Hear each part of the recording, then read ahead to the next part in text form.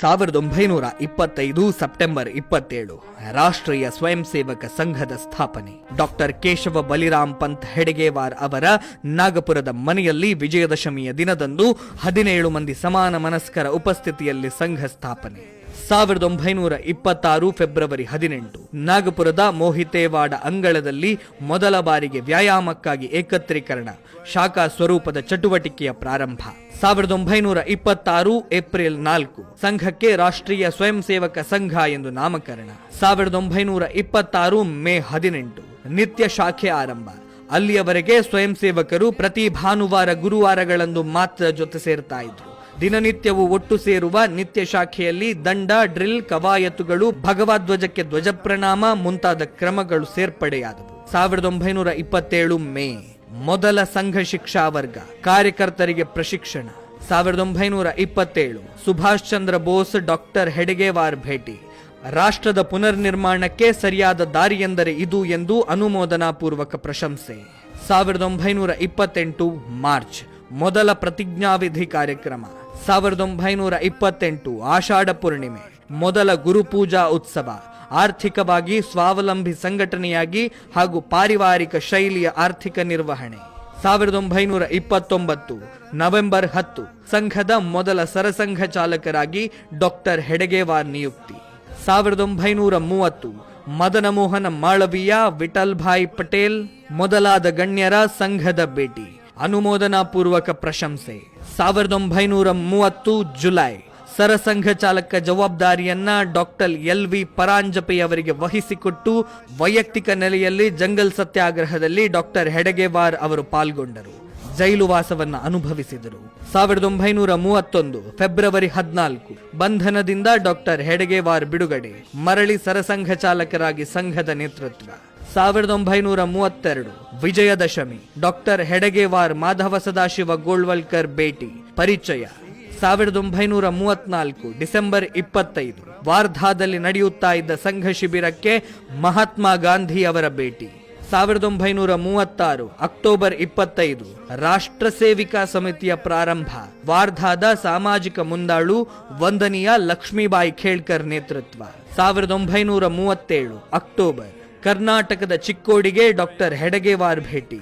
1937 December ಸಂಘದ ಶಾಖೆಗಳಿಗೆ ವೀರ ಸಾವರ್ಕರ್ ಭೇಟಿ, ಸಂಘವು ಹಿಂದೂ ಸಮಾಜದ ಮನುವಿನ ಮೀನು ಎಂದು ಹಾರೈಕೆ.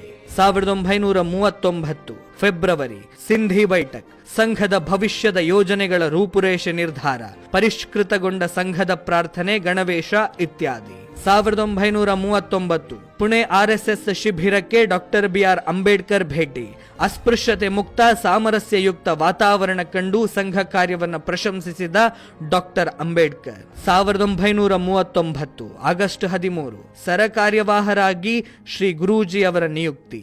1940 ಜೂನ್ 21 ಸಂಘ ಸ್ಥಾಪಕ ಡಾಕ್ಟರ್ ಹೆಡಗೇವಾರ್ ನಿಧನ. 1940 ಜುಲೈ 3 ಶ್ರೀ ಗುರೂಜಿ ಗೋಳ್ವಲ್ಕರ್ ನೂತನ ಸರಸಂಘ ಚಾಲಕರಾಗಿ ನಿಯುಕ್ತಿ. 1942 ಕ್ವಿಟ್ ಇಂಡಿಯಾ ಚಳುವಳಿಗೆ ಸ್ವಯಂ ಸೇವಕರಿಂದ ಸಹಕಾರ. 1946 ಆಗಸ್ಟ್ ಸಾಗರೋತ್ತರ ಸಂಘ ಕಾರ್ಯ ಆರಂಭ, ಹಡಗಿನಲ್ಲಿ ಮೊದಲ ಬಾರಿಗೆ ಸಂಘದ ಶಾಖೆ. 1947 ಜನವರಿ ಕೀನ್ಯಾದಲ್ಲಿ ಭಾರತೀಯ ಸ್ವಯಂ ಸೇವಕ ಸಂಘ ಎಂಬ ಹೆಸರಿನಲ್ಲಿ ಮೊದಲ ಸಂಘದ ಶಾಖೆ ಪ್ರಾರಂಭ.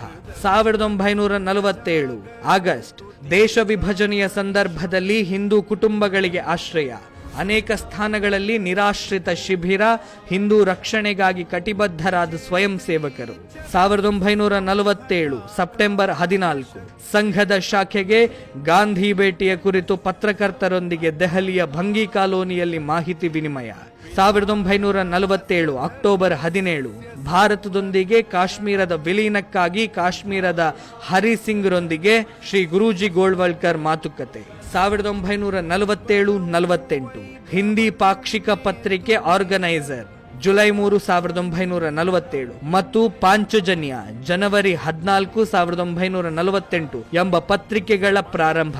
ಕರ್ನಾಟಕದಲ್ಲಿ ವಿಕ್ರಮ ವಾರಪತ್ರಿಕೆಯ ಆರಂಭ. 1948 ಜನವರಿ 30 ಗಾಂಧಿ ಹತ್ಯೆಗೆ RSSನಿಂದ ಶ್ರದ್ಧಾಂಜಲಿ ಸಮರ್ಪಣೆ. 1948 ಫೆಬ್ರವರಿ 4 ಗಾಂಧಿ ಹತ್ಯೆಯ ಸುಳ್ಳು ಆರೋಪ. ಸಂಘದ ಮೇಲೆ ಮೊದಲನೇ ನಿಷೇಧ. 1948 ಫೆಬ್ರವರಿ 17 ಶ್ರೀ ಗುರೂಜಿ ಅವರ ಬಂಧನ, ಸಂಘ ಕಾರ್ಯದ ಮೇಲೆ ನಿರ್ಬಂಧ. 1949 ಜುಲೈ 12 ಸಂಘದ ಮೇಲಿನ ನಿಷೇಧ ತೆರವು, ಶ್ರೀ ಗುರೂಜಿ ಬಂಧಮುಕ್ತ. 1949 ಜುಲೈ 9 ಅಖಿಲ ಭಾರತೀಯ ವಿದ್ಯಾರ್ಥಿ ಪರಿಷತ್ ಸ್ಥಾಪನೆ. 1951 ಡಾಕ್ಟರ್ ಶ್ಯಾಮಾ ಪ್ರಸಾದ್ ಮುಖರ್ಜಿ ನೇತೃತ್ವದಲ್ಲಿ ಭಾರತೀಯ ಜನಸಂಘ ಸ್ಥಾಪನೆ. 1952 ನವೆಂಬರ್ ಗೋಹತ್ಯೆ ನಿಷೇಧಕ್ಕಾಗಿ ಆಗ್ರಹಿಸಿ ದೇಶದಾದ್ಯಂತ ಸಹಿ ಸಂಗ್ರಹ ಆರಂಭ. 1952 ಡಿಸೆಂಬರ್ 7 ಸುಮಾರು 85,000 ಊರುಗಳ 1,75,29,813 ಜನರ ಗೋಹತ್ಯೆ ನಿಷೇಧದ ಸಹಿಯನ್ನ ರಾಷ್ಟ್ರಪತಿ ಡಾಕ್ಟರ್ ರಾಜೇಂದ್ರ ಪ್ರಸಾದರಿಗೆ ಸಲ್ಲಿಕೆ. 1952 ವಿದ್ಯಾಭಾರತಿ ಸರಸ್ವತಿ ಶಿಶು ಮಂದಿರ ಪ್ರಾರಂಭ. 1952 ಡಿಸೆಂಬರ್ ವನವಾಸಿ ಕಲ್ಯಾಣಾಶ್ರಮದ ಪ್ರಾರಂಭ. 1955 ಜುಲೈ 23 ಭಾರತೀಯ ಮಜ್ದೂರ್ ಸಂಘದ ಪ್ರಾರಂಭ. 1962 ಭಾರತ ಚೀನಾ ಯುದ್ಧ, ಭಾರತೀಯ ಸೈನ್ಯಕ್ಕೆ ಸಹಾಯ ಮಾಡಿದ ಸಂಘದ ಸ್ವಯಂ ಸೇವಕರು. 1963 ಜನವರಿ 26 ಪ್ರಧಾನಿ ನೆಹರು ಸೂಚನೆ ಮೇರೆಗೆ ಗಣರಾಜ್ಯೋತ್ಸವ ಪೆರೇಡ್ ಪಥಸಂಚಲನದಲ್ಲಿ 3,000 ಸ್ವಯಂ ಸೇವಕರು ಭಾಗಿ. 1964 ಕೃಷ್ಣ ಜನ್ಮಾಷ್ಟಮಿ, ವಿಶ್ವ ಹಿಂದೂ ಪರಿಷತ್ ಸ್ಥಾಪನೆ. 1965 ರಾಷ್ಟ್ರೋತ್ಥಾನ ಪ್ರಾರಂಭ, ರಣವೀಳ್ಯ ಪ್ರಕಟಣೆ, ಉತ್ಥಾನ ಮಾಸಪತ್ರಿಕೆ ಪ್ರಾರಂಭ. 1965 ಸೆಪ್ಟೆಂಬರ್ 6 ಪ್ರಧಾನಿ ಲಾಲ್ ಬಹದ್ದೂರ್ ಶಾಸ್ತ್ರಿ ಅವರ ಆಮಂತ್ರಣದಂತೆ ಪಾಕಿಸ್ತಾನ ಭಾರತದ ಯುದ್ಧ ಸಂದರ್ಭದಲ್ಲಿ ಸರ್ವಪಕ್ಷ ಸಭೆಯಲ್ಲಿ ಶ್ರೀ ಗುರೂಜಿ ಅವರ ಪಾಲ್ಗೊಳ್ಳುವಿಕೆ. 1966 ಜನವರಿ 22ರಿಂದ 24 ಪ್ರಯಾಗದಲ್ಲಿ ಐತಿಹಾಸಿಕ ಸಂತ ಸಮ್ಮೇಳನ. ವಿಭಿನ್ನ ಧಾರ್ಮಿಕ ಆಧ್ಯಾತ್ಮಿಕ ವಿಚಾರಧಾರೆಗಳಿಗೆ ಸೇರಿದ ಮಠಾಧೀಶರು, ಧರ್ಮಾಚಾರ್ಯರು, ಸಾಧು ಸಂತರು ಒಂದೇ ವೇದಿಕೆಯಲ್ಲಿ ಒಟ್ಟಾಗಿ ಸೇರಿದರು. 1966 ಬಿಹಾರದಲ್ಲಿ ಬರಗಾಲದ ಸಂದರ್ಭ ಸ್ವಯಂ ಸೇವಕರ ಸೇವಾ ಕಾರ್ಯಗಳನ್ನ ಕಣ್ಣಾರೆ ಕಂಡ ಜಯಪ್ರಕಾಶ್ ನಾರಾಯಣ್ ಆರ್ಎಸ್ಎಸ್ ಅನ್ನು ಮುಕ್ತ ಕಂಠದಿಂದ RSS is ready for selfless service ಎಂದು ಶ್ಲಾಘಿಸಿದರು. 1969 ಉಡುಪಿಯಲ್ಲಿ ವಿಹಿಂಪ ನೇತೃತ್ವದಲ್ಲಿ ಐತಿಹಾಸಿಕ ಸಂತ ಸಮ್ಮೇಳನ, ಹಿಂದವ ಸೋದರ ಸರ್ವೇ ಉದ್ಘೋಷ. 1970 ಸೆಪ್ಟೆಂಬರ್ 2 ಕನ್ಯಾಕುಮಾರಿಯಲ್ಲಿ ವಿವೇಕಾನಂದ ಶಿಲಾಸ್ಮಾರಕ ನಿರ್ಮಾಣ. ನಿಕಟಪೂರ್ವ ಸರಕಾರ್ಯವಾಹರಾದ ಏಕನಾಥ ರಾನಡೆ ಅವರ ನೇತೃತ್ವ. 1973 ಶ್ರೀ ಗುರೂಜಿ ನಿಧನ. ಸರಸಂಘ ಚಾಲಕರಾಗಿ ಶ್ರೀ ಬಾಳಾ ಸಾಹೇಬ್ ದೇವರಸ್ ನಿಯುಕ್ತಿ. 1975 ಜೂನ್ ದೇಶದಲ್ಲಿ ತುರ್ತು ಪರಿಸ್ಥಿತಿ ಹೇರಿಕೆ, ಸ್ವಯಂ ಸೇವಕರಿಂದ ಸತ್ಯಾಗ್ರಹ, 2ನೇ ಬಾರಿಗೆ ಸಂಘ ನಿಷೇಧ. ತುರ್ತು ಪರಿಸ್ಥಿತಿ ವಿರೋಧಿ ಹೋರಾಟದಲ್ಲಿ ಒಟ್ಟು 1,30,000 ಸತ್ಯಾಗ್ರಹಿಗಳು ಭಾಗಿ. ಪ್ರಜಾಪ್ರಭುತ್ವ ಸಂವಿಧಾನ ಉಳಿಸುವಲ್ಲಿ ನಿರ್ಣಾಯಕ ನೇತೃತ್ವ, ಹೋರಾಟ. 1977 ಜನವರಿ ತುರ್ತು ಪರಿಸ್ಥಿತಿಯ ತೆರವು, ಸಂಘದ ಮೇಲಿನ ನಿಷೇಧ ವಾಪಸ್. 1979 ಮಾರ್ಚ್ 4 ಭಾರತೀಯ ಕಿಸಾನ್ ಸಂಘ ಪ್ರಾರಂಭ. 1980 ಸಮರಸತಾ ಮಂಚ್ ಸಾಮರಸ್ಯ ವೇದಿಕೆ ಪ್ರಾರಂಭ. 1981 ಮೀನಾಕ್ಷಿಪುರಂ ಘಟನೆ, ಘರ್ ವಾಪ್ಸಿಗೆ ವ್ಯಾಪಕ ಪ್ರಯತ್ನ. 1981 ಲಕ್ನೋದಲ್ಲಿ ಸಂಸ್ಕಾರ ಭಾರತಿ ಪ್ರಾರಂಭ. ಬೆಂಗಳೂರಿನಲ್ಲಿ ಸಂಸ್ಕೃತ ಭಾರತೀಯ ಚಟುವಟಿಕೆಗಳ ಪ್ರಾರಂಭ. 1982 ಡಿಸೆಂಬರ್ ಧರ್ಮಸ್ಥಳ ಸಮೀಪದ ಉಜಿರೆಯಲ್ಲಿ ವಿಹಿಂಪ ನೇತೃತ್ವದಲ್ಲಿ 2ನೇ ಸಂತ ಸಮ್ಮೇಳನ.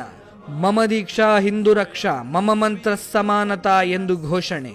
1984ರಿಂದ 1992 ರಾಮ ಜನ್ಮಭೂಮಿ ಆಂದೋಲನ, ಕರಸೇವೆ, ಶಿಲಾನ್ಯಾಸ, ದೇಶದಾದ್ಯಂತ ಮಂದಿರವಲ್ಲೇ ಕಟ್ಟುವೆವು ಸಂಕಲ್ಪ.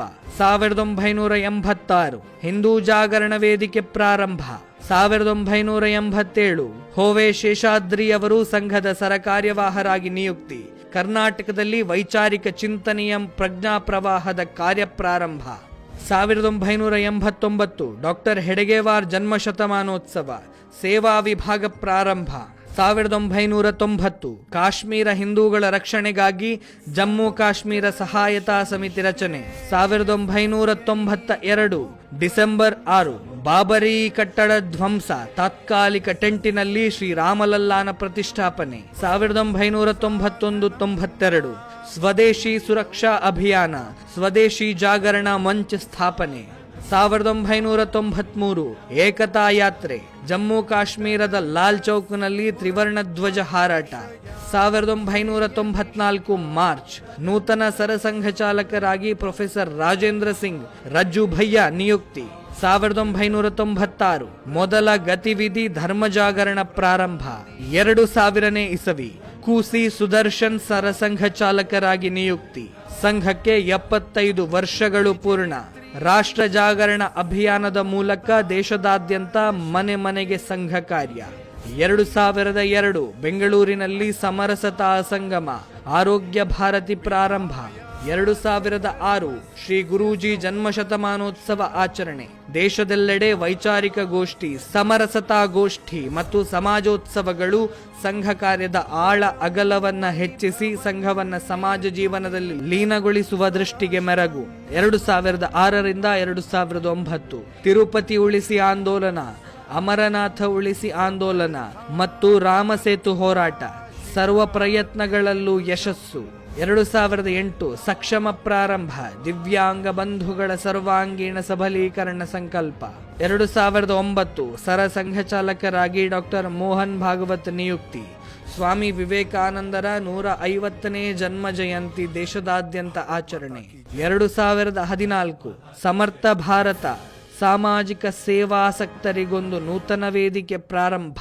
2016 ಸಂಘದ ಗಣವೇಶದಲ್ಲಿ ಬದಲಾವಣೆ, ಖಾಕಿ ಚಡ್ಡಿ ಬದಲಾಗಿ ಖಾಕಿ ಪ್ಯಾಂಟ್, ನೂತನ ಗಣವೇಶ ಅಸ್ತಿತ್ವಕ್ಕೆ. ಬೆಂಗಳೂರಿನಲ್ಲಿ ಪ್ರಥಮ ಶೃಂಗಘೋಷ ಶಿಬಿರ, ಸ್ವರಾಂಜಲಿ ಆಯೋಜನೆ. 2020 ಕೊರೋನಾ ಸಂದರ್ಭದಲ್ಲಿ ದೇಶದಾದ್ಯಂತ ಸೇವಾ ಚಟುವಟಿಕೆಗಳು. 2021 ಸರ ಕಾರ್ಯವಾಹರಾಗಿ ದತ್ತಾತ್ರೇಯ ಹೊಸಬಾಳೆ ನಿಯುಕ್ತಿ. 2022 ಸಂಘ ಕಾರ್ಯದ ಅವಲೋಕನ, ನೂತನ ನಿರ್ಧಾರಗಳ ಹರಿದ್ವಾರ ಚಿಂತನಾ ಬೈಠಕ್. 2024 RSS ಪ್ರಶಿಕ್ಷಣ ವರ್ಗಗಳಲ್ಲಿ ಬದಲಾವಣೆ, ಕಾರ್ಯಕರ್ತರಿಗೆ 5 ಹಂತಗಳ ಪ್ರಶಿಕ್ಷಣ, ಹೊಸದಾಗಿ ಪ್ರಾರಂಭಿಕ ವರ್ಗ, ಕಾರ್ಯಕರ್ತ ವಿಕಾಸ ವರ್ಗ ಪ್ರಾರಂಭ. ಶತಾಬ್ದಿ ವರುಷ ಪಂಚಪರಿವರ್ತನೆ, ಅಂದರೆ ಸಾಮರಸ್ಯ, ಪರಿಸರ ಸಂರಕ್ಷಣೆ, ಕುಟುಂಬ ಪ್ರಬೋಧನ, ಸ್ವದೇಶಿ ಜೀವನ ಶೈಲಿ, ನಾಗರಿಕ ಶಿಷ್ಟಾಚಾರಗಳ ಮೂಲಕ ಸಮಾಜ ಪರಿವರ್ತನೆಗೆ ಮುಂದಾದ ಸ್ವಯಂ ಸೇವಕರು. 2025 ವಿಜಯದಶಮಿ, ಸಂಘ ಶತಾಬ್ದಿ ವರ್ಷಾಚರಣೆ ಪ್ರಾರಂಭ.